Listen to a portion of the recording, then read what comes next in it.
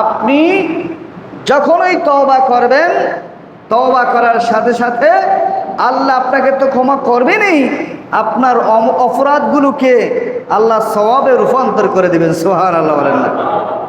সুতরাং তওবা কখন করবেন, কার কাছে করবেন? একজন হক্কানি রব্বানি পীর মাশায়েখ তাদের দরবারে গিয়ে যদি তওবা করেন, তাহলে ওই তওবাটা কি গ্রহণযোগ্য। কেন গ্রহণযোগ্য? তার কাছে কেন যেতে হবে? আল্লাহ বলতেছেন, ওয়ালাউ আন্নাহুম ইয যালামু আনফুসাহুম জাউকা, যখন আপনার কাছে কোনো ব্যক্তি অপরাধ করে, নিজের উপরে জুলুম করে আপনার নিকটে আসে, কার নিকটে আসে? রাসূলের নিকটে। কার নিকটে? রাসূলের নিকটে আসে। তারপর বলতেছেন জাউকা ফাস্তাগফিরুল্লাহ, আপনার নিকটে সে আল্লাহর কাছে তওবা করে। রাসূলের কাছে যেতে হবে না? হবে না? কথা বলেন, যেতে হবে নাকি হবে না? অবশ্যই যেতে হবে, না গিয়ে কোনো উপায় নাই। ওয়াস্তাগফারা লাহুমুর রাসূল, রাসূল যদি তার জন্য ক্ষমা প্রার্থনা করে, তাহলে লাওয়াজাদুল্লাহ তাওয়াবার রাহিমা, আমি আল্লাহকে সেই ব্যক্তি তওবা কবুলকারী হিসেবে পাবে। সুবহানাল্লাহ বলেন না। তাহলে এখন আমরা রাসূলের দরবারে যাব, কিভাবে যাওয়া তো আমাদের সম্ভব না। এখন কি করব? আল উলামা ওয়ারাসাতুল আম্বিয়া, হক্কানি রব্বানি আলেম ওলামাগণ, পীর মাশায়েখগণ, এরা হচ্ছে নবীর ওয়ারিস। তাদের কাছে গিয়ে, যাদেরকে আল্লাহ কবুল করেছেন, এই সব আউলিয়া কেরামদেরকে কাছে গিয়ে যদি আপনি তওবা করেন, তাও আপনার তওবা কবুল হবে। সুবহানাল্লাহ বলেন না। আর জোরে বলেন না সুবহানাল্লাহ। তাহলে আমাদেরকে আল্লাহর ওলিদের দরবারে যেতে হবে কি হবে না? জোরে বলেন না, হবে কি হবে না? তাহলে আমাদের অবশ্যই যেতে হবে। এই আয়াত দ্বারা বোঝা যাচ্ছে রাসূলের দরবারে যাবে। এখন রাসূল নাই, কার দরবারে যাব? আয়াত তো এটা বাদ হয়ে যায় নাই, কোরআন শরীফ থেকে আয়াত বাতিল হয়ে যায় নাই, এটার হুকুম তো আছে এখনো। তাহলে কোথায় যাব? নবীদের কাজ যারা করে তাদের কাছে আমাদের যেতে হবে, ঠিক কিনা বলেন? সুতরাং এটাকে অস্বীকার করার কোনো সুযোগ নাই। সেই মোতাবেক হযরত শাহ জাহাঙ্গীর, হযরত শেখুল আরফিন কাদ্দাসাল্লাহু সিররুল আজিজ, ইনি উপমহাদেশের মধ্যে একজন বিখ্যাত ওলি, যার দ্বারা ইসলামের অনেক খেদমত হয়েছেন। 200 উপরে যিনি কিতাব লিখেছেন। সুবহানাল্লাহ বলেন না। আরো জোরে বলেন না সুবহানাল্লাহ। এখানে একটা কিতাব আছে, এটা হচ্ছে সিরাতে ফখরুল আরবিন। ওনার সম্মান নিয়ে এই কিতাবটা লিখেছেন। তাও বাংলাদেশের কেহ নয়, পাকিস্তানের যিনি মৌলানা হাকিম সৈয়দ সেকান্দার শাহ, ইনি এই কিতাবটা লিখেছেন সিরাতে ফখরুল আরবিন। এই লেখক বাংলাদেশের কেউ না। তো চিন্তা করে দেখেছেন, সারা বিশ্বে এই জাহাঙ্গীরা তরিকতের লোক বিশ্বের আনাচে-কানাচে প্রত্যেকটা অঞ্চলে আছে। বাংলাদেশে যত তরিকতের লোক আছে জাহাঙ্গীরা তরিকত, বাহিরে ভারত পাকিস্তানে আরো বেশি, ভারত পাকিস্তানে আরো বেশি।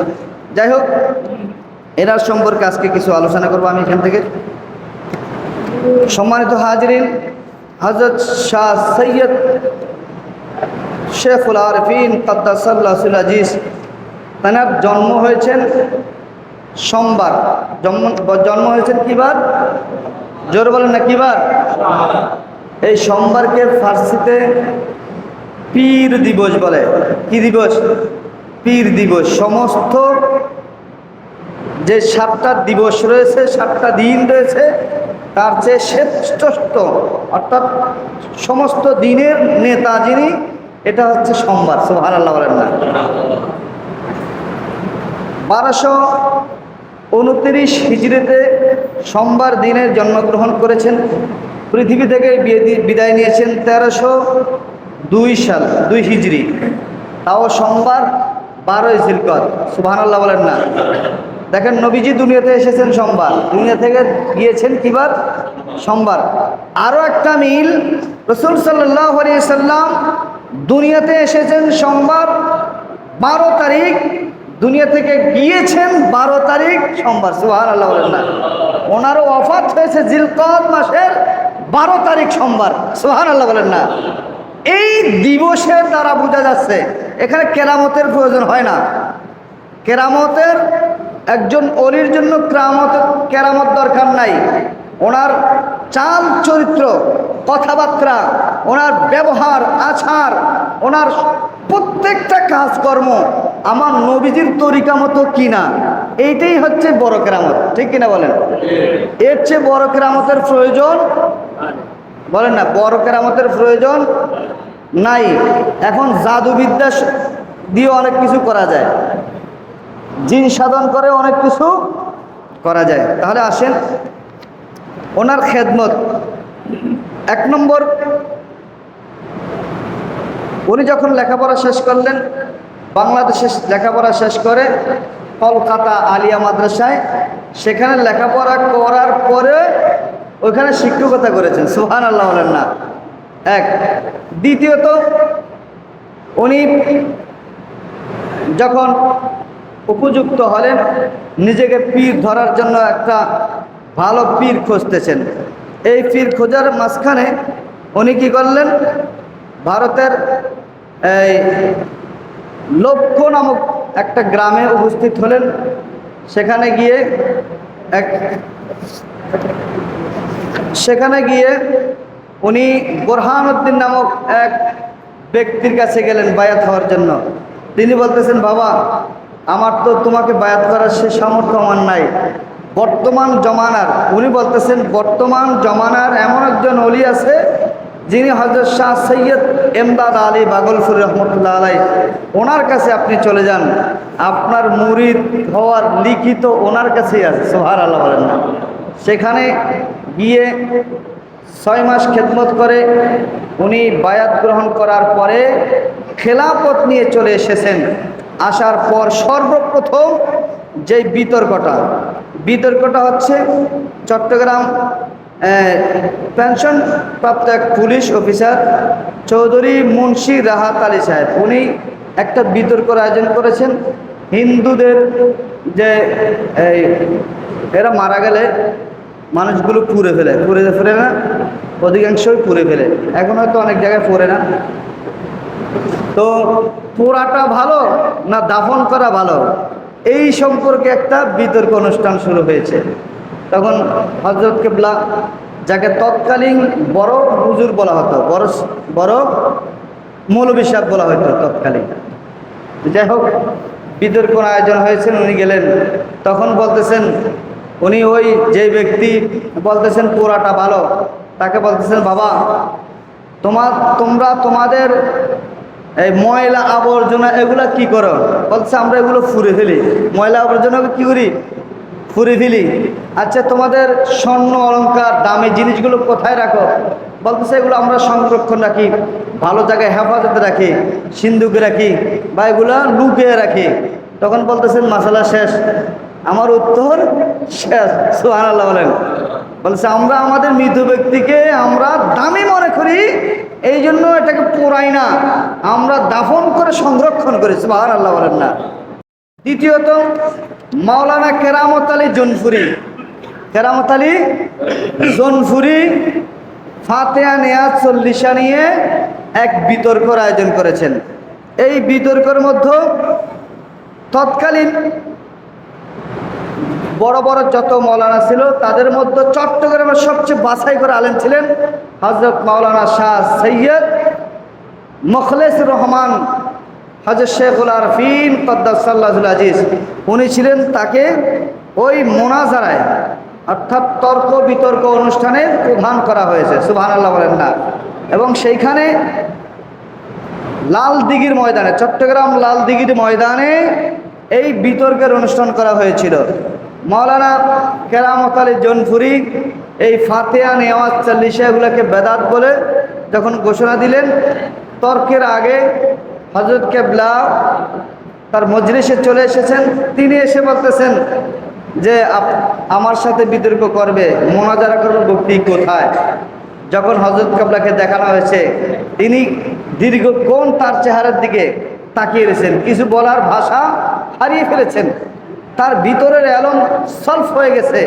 জিজ্ঞাসা করলেন, আপনাদের আমার দুই ঠেলা গাড়ি কিতাব নিয়ে এসে আপনার গাড়ি কোথায়, আপনার কিতাব কোথায়? বলতেছেন আপনার এলম তো ওই কিতাবের মধ্যে রয়ে গেছে, ইনশাল্লাহ আমার এলম সিনার মধ্যে আছে। সুবহানাল্লাহ বলেন না, আমার কিতাবের প্রয়োজন নাই।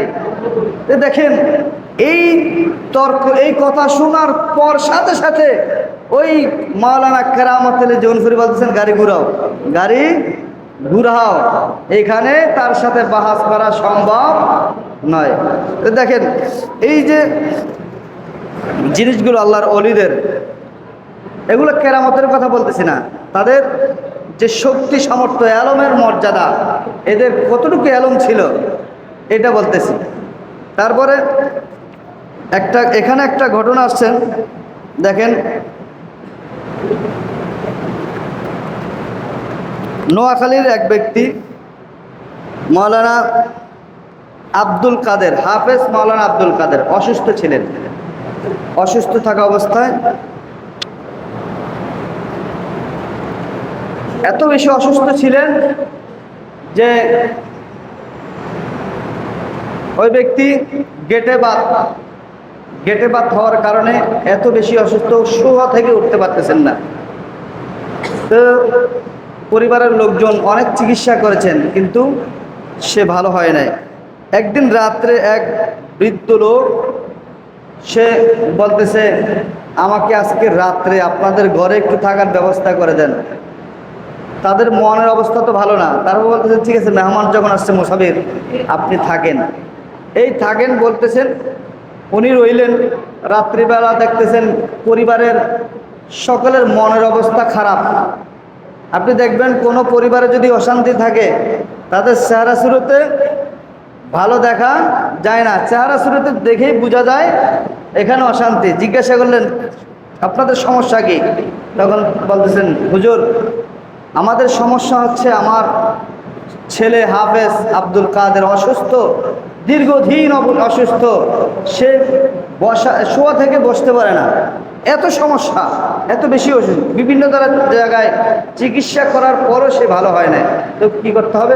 ঠিক আছে, উনি বলতেছেন তোমরা যদি চট্টগ্রামের সাতখানিয়ার মির্জাখিল দরবার শরীফের বড় মৌলানা সাহেবের কাছে যেতে পারো, সে ভালো হয়ে যাবে। সুবহানাল্লাহ বলেন না। এই কথা বলার সাথে সেই ছেলে শুনলো। তারপর সে বলতেছে আমার যেতে ইচ্ছা হয়, কিন্তু আমার শক্তিতে আমি পারতেছি না। তারপরে সে যাওয়ার নিয়ত করলো। কিছুদিন পরে সে রওনা দিল। রওনা দিতে দিতে অর্থাৎ সফর করার সাথে সাথে সে সম্পূর্ণ সুস্থ হয়ে গেল। সুবহানাল্লাহ বলেন না। এবং সেখানে গেলেন, গিয়ে দেখতেছেন তার বাড়িতে যেই লোক সফর করেছে, যিনি ওনার সন্ধান দিয়েছেন এ ব্যক্তি নিয়ে। সুবহানাল্লাহ বলেন না। পরবর্তীতে খোঁজ নিয়ে জানা গেল যে এই 2-1 মাসের মধ্যে হযরত কেবলা বাসা থেকে বেরই হয় না। তো দেখেন আল্লাহর ওলিদের কেরামত, এগুলা মানা অনেক কঠিন। বর্তমান ঈমান নিয়ে যেভাবে সিনেমিনা খেলা হচ্ছে, ঈমান নিয়ে আপনি কার কথা শুনবেন? এক একজন এক এক ধরনের কথা বলে। আল্লাহর ওলিদের থেকে মানুষকে কিভাবে বিচ্ছিন্ন করা যায়, এইসব কিছু, এই ধরনের কিছু লোক বর্তমানে আছে, বলেন না, বর্তমানে আছে। এবং আল্লাহর সঠিক ওলি বাছাই করাও কঠিন, কারণ বন্ড এত বেশি বেড়ে গেছে। আমাদের দেশে যেমনে 2 নম্বরই মাল বাড়িয়েছে না, আপনি একটা আসল জিনিস বের করবেন 1 নম্বর, এটা নকল বের হইতে বেশি সময় লাগে না, নকল বের হইতে বেশি সময় লাগে না। এই জন্য আল্লাহর প্রকৃত ওলি এরা বন্ডদের ভিড়ে হারিয়ে গেছে, এদেরকে খুঁজে বের করা অনেক কঠিন। এই জন্য দেখবেন যারা আল্লাহর প্রকৃত ওলি তারা কখনো দান্দাবাজ হয়, বলে না, দান্দাবাজ হয় না। তারা মানুষের টাকার লোভ করে না, মানুষের পকেটের দিকে তাকিয়ে থাকে না। আল্লাহর ওলিরা নিজের অর্থায়নে মির্জাখিল দরবার শরীফ, সাতখানিয়া থেকে মির্জাখিল দরবার শরীফ, অর্থাৎ নতুন ব্রিজ থেকে এই ডলু ব্রিজ থেকে একদম দরবার শরীফের যে রাস্তাটা হয়েছে তাদের নিজের অর্থায়নে, সুবহানাল্লাহ বলেন না, নিজের অর্থায়নে সেখানে ব্যাংক দিয়েছেন। এই গত কিছুদিন আগে সেইখানে দরবার শরীফের অর্থায়নে হাসপাতাল উদ্বোধন হয়েছে, সুবহানাল্লাহ বলেন না। সমাজের উন্নয়নমূলক কাজ যারা করবেন এরা হচ্ছেন আল্লাহর ওলি। কেরামতের নাম ওলি না, কেরামত তো থাকবেই, কিন্তু কেরামত দেখে দেখে অনেক ভণ্ডরা মানুষ থেকে টাকা হাতে এনে। এই জন্য আমি বলবো আল্লাহর আসল ওলি যারা তাদেরকে খুঁজে খুঁজে বের করেন, তাদের সঙ্গ দেন। এক জবানা সহবতে বা আউলিয়া, এটা আমি বারে বারে কেন বলতেছি, হযরত আল্লামা রুমি রহমতুল্লাহ উনি বুঝতে পারছেন এত বড় জবরদস্ত আলেম হওয়ার পরও সে একজন পীরের সন্ধান করেছেন, সুবহানাল্লাহ বলেন না, ইনি বুঝতে পেরেছেন। সুতরাং হযরত শাহ জাহাঙ্গীর, হযরত মুখলেসুর রহমান, হযরত শেখুল আরফিন কাদ্দাসাল্লাহুল আজিজের ওরস মুবারক আগামী সোমবার দেখেন এখানেও মিলে গেছে, সোমবার 12 তারিখ পড়ে গেছে, সুবহানাল্লাহ বলেন না।